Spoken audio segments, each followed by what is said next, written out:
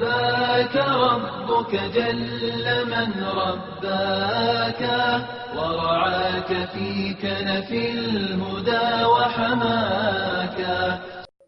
سید مودودی صاحب تفہیم القرآن کے اندر ایک حدیث نقل کرتے ہیں رسول اللہ صلی اللہ علیہ وسلم کی، صحیح بخاری کی روایت، سلیمان علیہ السلام کا واقعہ کہ آج رات میں ساری بیویوں کے پاس جاؤں گا اور ہر بیوی سے ایک ایک بچہ پیدا ہوگا.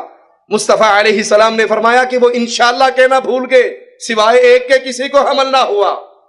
یہ حدیث نقل کر کے کہتے ہیں یہ حدیث ہے، صحیح بخاری کی ہے، صحیح حدیث ہے، سندن بالکل ٹھیک ہے، اس میں کوئی کلام نہیں، لیکن عقل چیخ رہی ہے کہ یہ جھوٹ ہے، یہ ایمان نہیں ہے. ایمان اس چیز کا نام ہے حدیث رسول آ جائے، سچا فرمانے نبی مل جائے، عقل مانے نہ مانے، صدیق اکبر کی طرح اعلان کرو عقل جھوٹی ہو سکتی ہے، فرمانے مصطفیٰ جھوٹا نہیں ہو سکتا. اپنی عقلوں کو، اپنی خواہشات کو، اپنی منشا کو جھکا دیجئے مصطفیٰ کی بات کے سامنے. نبی کی مدد کیجئے، آپ کی شریعت کی مدد کیجئے، اپنے رسول صلی اللہ علیہ وسلم کی شریعت کا دفاع کیجئے.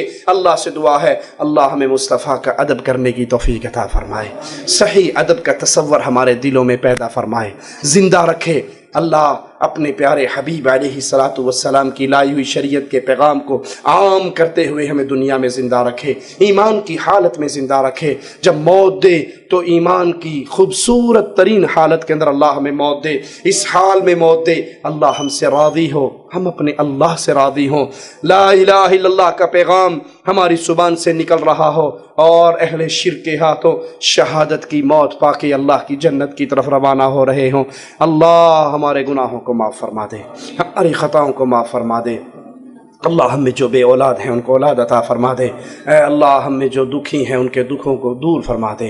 اے اللہ ہمارے دلوں کو ایمان کے لیے منور کر دے، روشن کر دے، کھول دے. شرک کے اندھیرے، بدعات کے اندھیروں کو ہمارے سینوں سے دور کر دے. اے اللہ ہم خطا کار ہیں، ہماری خطاؤں کو نہ دیکھ، اپنی رحمت کو دیکھ. اللہ جس طرح تو نے ہمیں یہاں اکٹھا کیا ہے، اللہ تجھے تیرے پیارے چہرے کا واسطہ ہے ہم سب کو جنت الفردوس میں اکٹھا فرمانا. اقول قولی ھذا واستغفر اللہ لی ولکم ولسائر المسلمین فاستغفروہ انہ هو الغفور الرحیم. السلام علیکم ورحمۃ اللہ وبرکاتہ.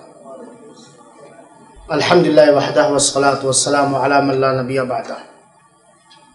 جن بھائیوں کے پاس سوالات ہوں وہ اسٹیج تک پہنچانے کی کوشش کریں تاکہ آپ کے مناسب سوالوں کا جواب مناسب انداز سے شیخ محترم صاحب دے سکیں. حاضرین کرام اور اسلامی بھائیوں، ہم اپنے اللہ رب العالمین سے دعا کرتے ہیں کہ مولا شیخ محترم کو دنیا اور آخرت کی ہر بھلائیوں سے مالا مال فرمائے اور دنیا اور آخرت کی ہر پریشانیوں سے آپ کو مامون و محفوظ رکھے. آپ کو، آپ کے خاندان کو اسی طرح ادب رسول بتانے کی توفیق عطا فرمائے اور ہم سب کو اس پر عمل کرنے کی توفیق عطا فرمائے. حقیقت میں لگ بھگ پونے 2 گھنٹہ یا 1.5 گھنٹہ گزر گیا، مجھے خود احساس نہیں ہوا کہ یہ گھڑیاں کیسے اتنی تیزی سے گزر گئی. اور میں آپ حضرات کے چہروں کو بھی پڑھ رہا تھا، شاید آپ ابھی اور زیادہ پیاسے ہو گئے ہیں شیخ صاحب سے سننے کے لیے، لیکن چونکہ ہر چیز کا ایک نظام ہے، ہم اور سننا اور سنانا چاہتے تھے.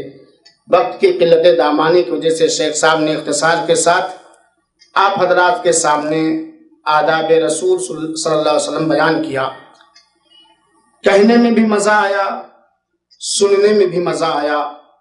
کچھ آنکھیں اشکبار ہو گئیں اور کچھ چہرے پژمردے ہو گئے اور کبھی کبھی کچھ چہروں پر مسکراہٹ، یہاں تک کہ کھلکھلاہٹ بھی آ گئی. بڑا مزیدار پروگرام رہا.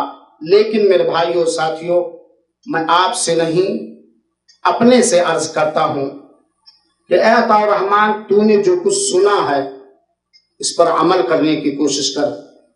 گستاخ رسول بننے سے اپنے آپ کو بچا اور رسول اللہ صلی اللہ علیہ وسلم کا احترام کرنے والا، دل سے احترام کرنے والا بنا، اور صحیح معنوں میں کسی کا بھی احترام زبان ہی سے نہیں بلکہ اس کی رہنمائی پر چل کر کے اس کا کما حق احترام ہو سکتا ہے۔